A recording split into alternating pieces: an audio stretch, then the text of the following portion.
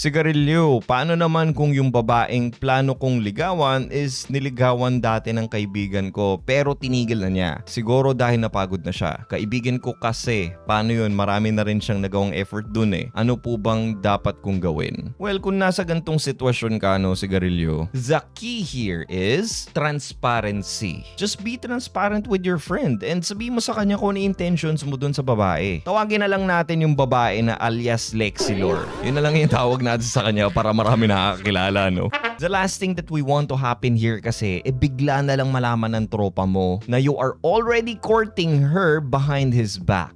And betrayal ang mafe-feel ng tropa mo niyan, sa totoo lang. Kasi real talk lang nangyari na rin kasi sa akin yan way back nung college nung 1968. May niligawan din ako before na pagkatagal-tagal. Pero ang ending, nag-stop na din ako ng kusa. Kasi feeling ko parang wala nang pupuntahan, ano? Tapos after a while, nakita ko na lang na nililigawan na pala ng tropa ko yung same girl na yun. At first, nasaktan ako because I was like, damn, tropa ko yun. Why would he do this to me? Pero I gave it a good thought and then I realized na wala naman talaga akong karapatan na tigilan siya sa panliligaw dun sa babae. Pero iniisip ko before na sana, since tropa kami, he should have given me the courtesy of knowing his intentions. Pero at the end of the day, naging okay pa rin naman kami ng tropa. And wala naman kaming bad blood for each other till now. Kailangan kasi natin maintindihan na kahit hindi sila nagkatuluyan, meron pa rin nabuong attachment and feelings itong si tropa mo kay Lexilor. So in this case, it's always a good thing to be honest and transparent doon sa tropa mo. Think of it as,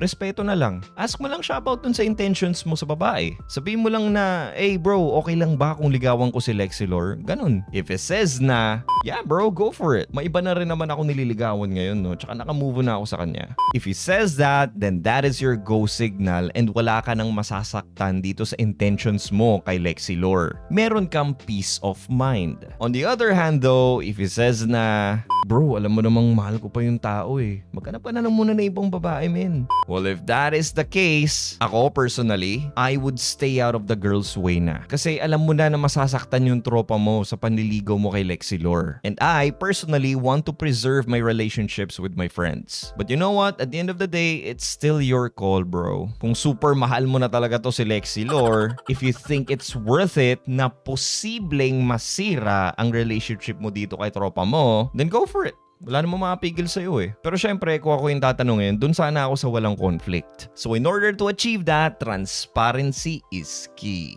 Yun lang naman masasabi ko sa'yo, sigarilyo, and follow for more. Subscribe na rin guys, YT channel ko. Link in my bio.